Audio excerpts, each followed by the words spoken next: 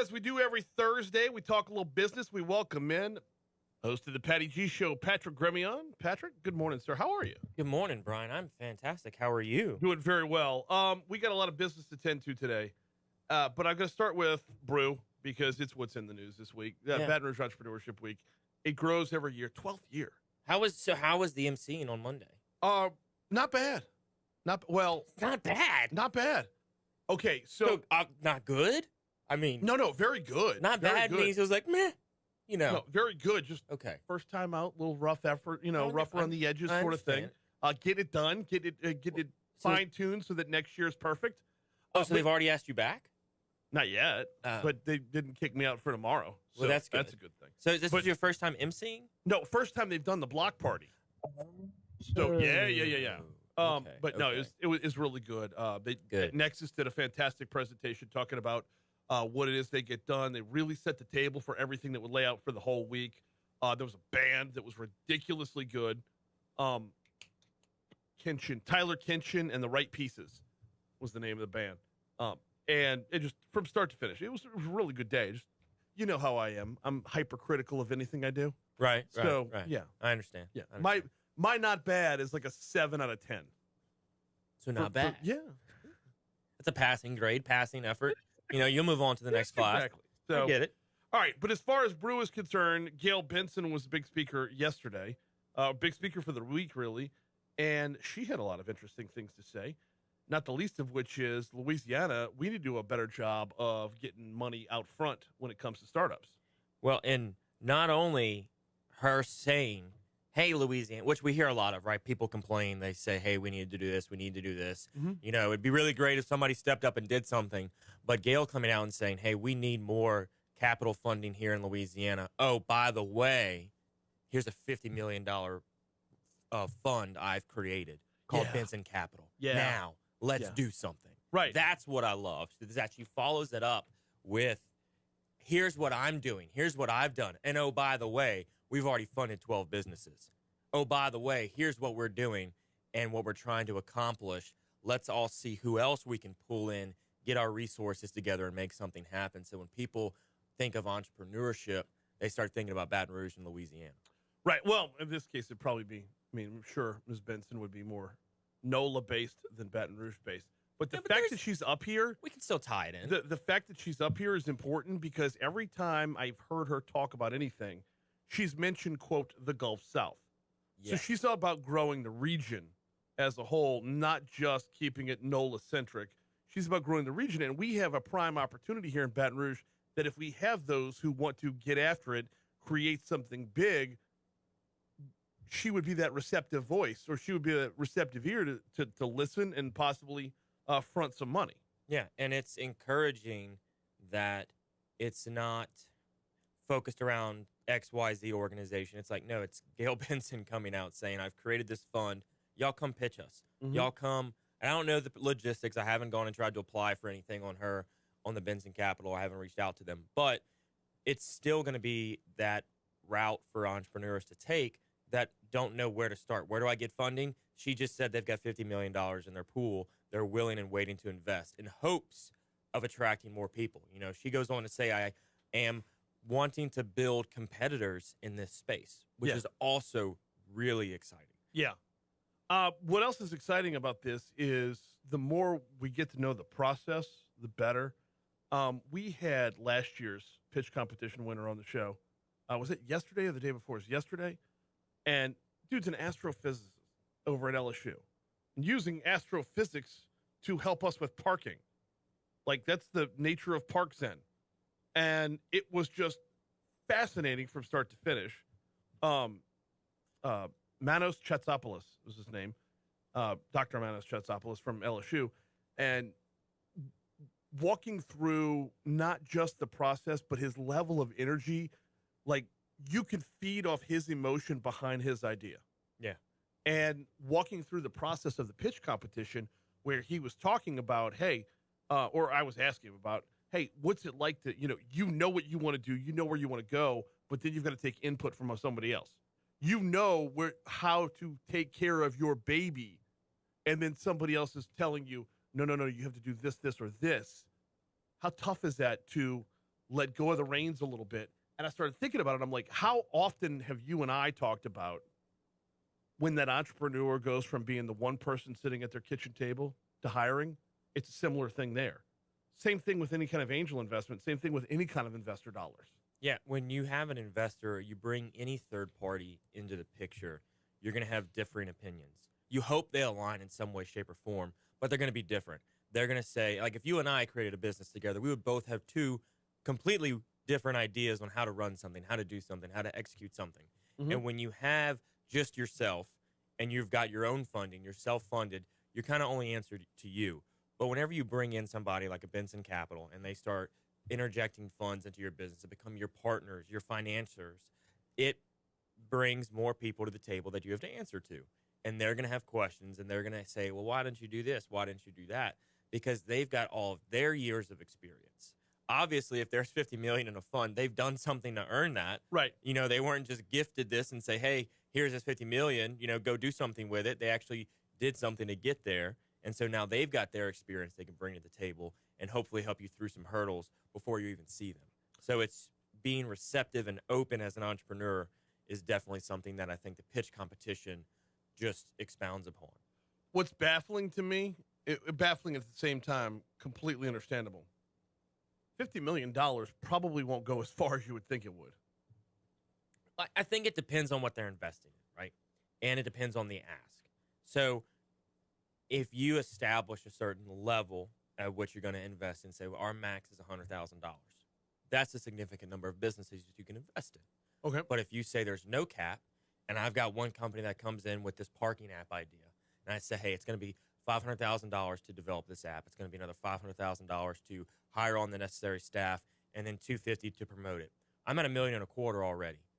They can only invest in less than 50 businesses at that rate, right? Mm-hmm. Yeah. So now you're limiting the numbers that they're going to be able to invest in. Already having invested in 12, I don't know the remaining amount of money in the bucket. Yeah.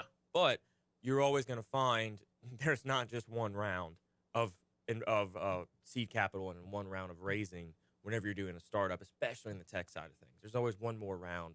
And it's like, at what point do you say, we've given you enough flexibility and enough runway, you've got to make something with it, you know? Sure. We've got to see a return on our investment as well, because we're not just having this 50 and we want to see it go away. We, at the end of the day, would like to see a return, but we're going to do what we can to help you. Well, yeah, you got a burn rate on that type of money, but at the same time, though, you continue to scale upward. This was one of the things that Manos talked about yesterday, was that $100,000 that he wanted Brew went a very long way. It opened the doors for him to need $1 million. Exactly. Which is just, it's beautiful when you think about it. But at the same time, though, from the perspective of the person penning the check, it's like, whew, this is 10 times what it was last time. Well, but you see the need for it. Yes, and you hope at the time in which you're going from $100,000 to $1 million ask, you've got something tangible to show for, right? You know, if you have that first check of $100,000 and then you go and have the meeting with the investor the next go around, say, hey, now our ask is $1 million. Yeah, first thing they're gonna say is, well, okay, what happened to the first $100,000? Do you have anything to show for it? Mm-hmm. And last thing you want to do is, oh, well, I took it and paid myself. No. That's the last thing you want to do. No. Leaders, because then they're like, okay, yeah, you know what? We're going to start having you pay us back. Leaders eat last. Right. We've referenced Simon Sinek many times this week alone. He's Patrick Grimion, host of the Patty G Show. We're going to take a quick break. Before we take that break, hey, when you're talking about that startup capital, one of the things your business needs to do is get the word out. 5-Star Printing and Signs is your home for that. Talking about messaging, talking about signage, talking about everything from your business cards to the signs on the wall inside your business. 271-4096 is the phone number, 271-4096 or printshop5.com. Danny and his team have been here for you since 1999. Look, locally owned, locally operated. You know, when we talk to each other here in South Louisiana, we do it a little different, and Danny understands that. Printshop5.com, 271-4096 for 5-Star Printing and Signs. One of the things Danny and I talked about was splitting into the 230s. It's still going to show up as 160 in the log, but which I really like that idea. So. And you did? Good deal. Second one.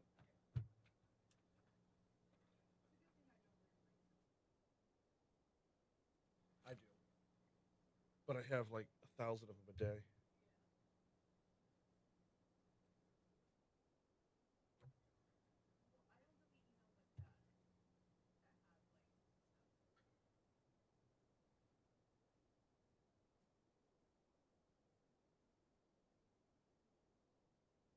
You missed another punch? Or no, I just haven't fixed the other punch you missed.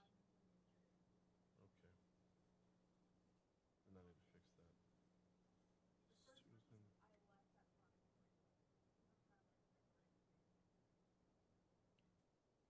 Like punch cards, like old time, like from The Office.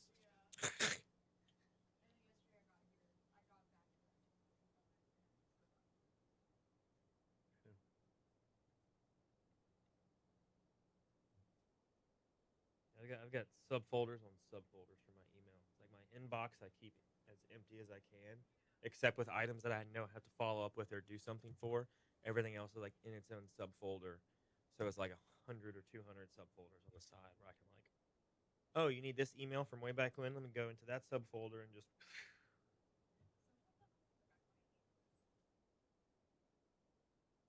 Well, we especially need it when it's like if there's a form of if we communicated something to a client and they said one thing or another, and then something resurfaces, and yeah, I got the receipts. Yeah. I've had to do that a couple times. They've been like, no, that's not what happened. Blah blah blah blah. I'm like, please see attached previous conversation. I've highlighted the points that I need you to reference. Yeah. Right, which should just be replaced with a bird finger emoji. I think that's how you professionally communicate that. Per my last email. I think we all know what it means. Let's just cut past it. So that's a good point. We all are human and outside of the professional world act a certain way. At what point do we determine you have to become professional, and when do we define how you act in a workplace? Like instead of sending your middle bird emojis and whatnot. So I'm going through this right now where kill the mics.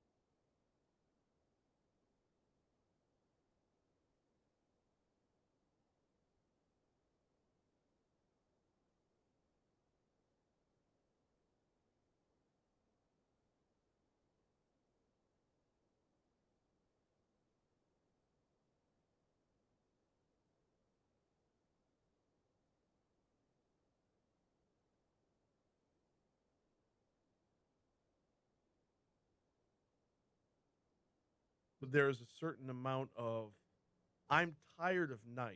I want honest. Yeah. And I will respect you more to say something mean to me. Well, it's not mean, it's honesty. That's something that's not nice. Yeah. Well, yeah. And that's the thing, like something you might not want to hear. It's something that's hard to hear.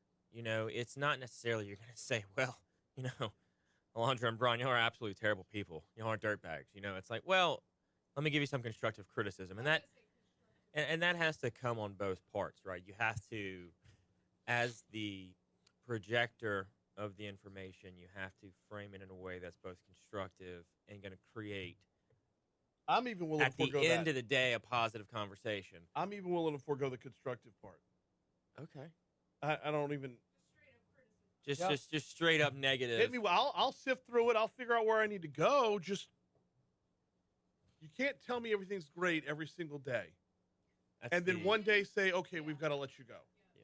I've been down that path. It sucks. It sucks worse than having somebody tell you you suck and need to get better. I've got a story for you after this. 652 Talk 107.3 FM, WBRP. Mornings with Brian Haldane rolling right along. Patrick Grimion in. He's the host of the Patty G Show. We talk business every Thursday at this time. We were talking about Gail Benson and startup capital in the last segment. Let's talk about where that startup capital is eventually headed in this segment, and that is new jobs. Louisiana added 9,500 jobs from February to March. Vast majority of those gains happened in and around Metro Baton Rouge. Timothy Boone over at The Advocate posted up the numbers in the article. Boone says there were 1.95 million total non-farm jobs in March, according to figures recently released by Louisiana Workforce Commission, compared to 1.94 in February. The additional jobs caused the unemployment rate to fall even further. Statewide unemployment rate was 3.3% in March compared to 3.5% in February. Baton Rouge added 4,300 jobs in March, raising the total number up to 422,400. Administrative support, waste management, and remediation services added 1,100. There were 1,000 more in leisure and hospitality and 700 more in construction. What are your immediate takeaways from that? My immediate takeaways are an exciting point with Baton Rouge being below 3%. Baton Rouge went from 3.1 to 2.9. That's exciting. Yeah. That is extremely exciting, but also worrisome in the sense that if we keep going at this rate, when that number gets down to zero and we start having a negative, like we have too many jobs available. But we do, though. I know we do. And it's like, how do we, again, Gail Benson doing this type of stuff is going to be very exciting and hopefully attract people here, right? Mm-hmm. But it's like, we also don't just need entrepreneurs. We need actual skilled laborers. We need people to be doing the work that are created by these new organizations. You know, the founders are going to do what they're going to do, but if we keep having more and more and more and more companies created, then the companies that are there in existence are losing those employees. It's like, how do we fill that void, right? How do we get people here to be the employees, to do everything that needs to get done? So we are at that point when it comes to jobs available versus applicants out there. There are actually more than there are, which, and I don't want to drag you into a political argument. This segment steps away from that. Right. But the legislature shot down a raise in the minimum wage. If there are already more jobs available than there are, if there are already more jobs available than there are workforce, there's zero reason to raise the minimum wage. There is every reason to make those current jobs more palatable within those jobs. You don't need government push down to get that done. It's up to the business owner because the market is demanding right now. The market is demanding right now. You got to make yourself prettier. So when it comes to job creation, there's a bit of a scare on that front. There is, and if you're working at one of those organizations that are paying within the lower tier, call around. Look at job posting boards. You are an extremely valuable asset as an employee, and you have the ability that we haven't seen in a while to walk out and walk in a different building and say, hey, I see you're hiring. I'd love to come work for you. I love the Baton Rouge Area Chamber's resources that they have on this. BRAC.org would be your starting point, and then you could find where the jobs that are open are from there.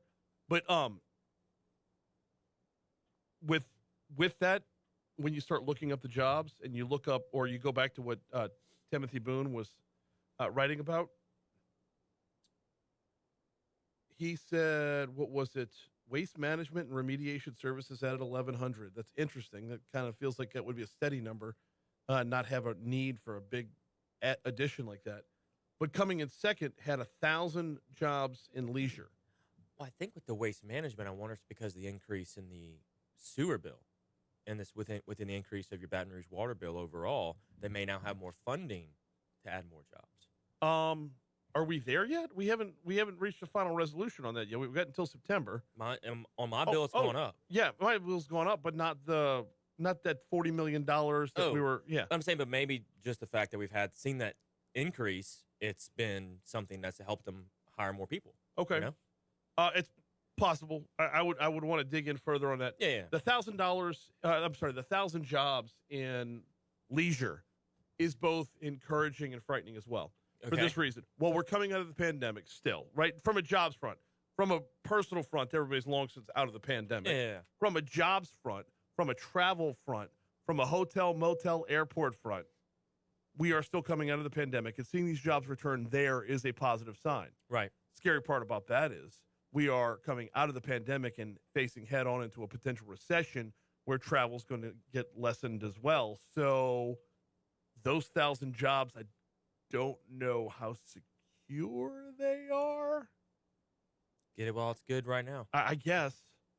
I guess where I'm going with this, though, is where are the jobs that are in all the other industries that should be funneling back to a long-term recession-proof, air quoting, recession-proof economy for Baton Rouge?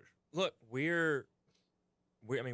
always have a help wanted sign in our door at our firm. Mm-hmm. And it's tough to find folks within the accounting world because they're not going that path anymore. So we're seeing on the front end, finding candidates is tough. They're either moving away or they're just not going into accounting in general. And that is typically something that's been viewed as recession proof. People still got to get their taxes filed. Yeah. Still got to have your financials done. Yeah, absolutely. It may be a month or two delayed, but you still got to get the work done, And for some reason, it's just we're seeing less and less kids go into that field and get educated in that realm. Who's on the show this week? This week we have Frank Hopkins. He is a leadership coach focusing on community banks, kind of his specialty thing. Really? Yeah. It's interesting. Very. But expound upon this, please. We have a full minute. So he focuses on executive training and leadership, where they go in specifically within organizations that have leaders where, like yourself, how can I better myself? What can I do? They get real and they get raw within their sessions. And he has these questions and quizzes that you have the leader take, and then you have all of the people that are around them take it and answer the questions on their behavior. And then you sit down and assess it and go, okay, no, I'm not really like that. Well, yeah, you really are. We need to overcome this. But he focuses with community banks because they have to be able to teach such a small core group of people that you can't afford to have a bad leader in place. What's the market like for that right now? Apparently pretty well. Okay. I mean, he's been doing this for a while, and what's interesting is he brings in other coaches that aren't within his organization, quote unquote, to have other people bring in their expertise. The Patty G Show, wherever you get your podcast, and of course, part of the Saturdays on Demand lineup right here on Talk 107.3 FM. And we chat with Patrick every single Thursday. Appreciate you, man. Thank you, Brian. ABC News coming your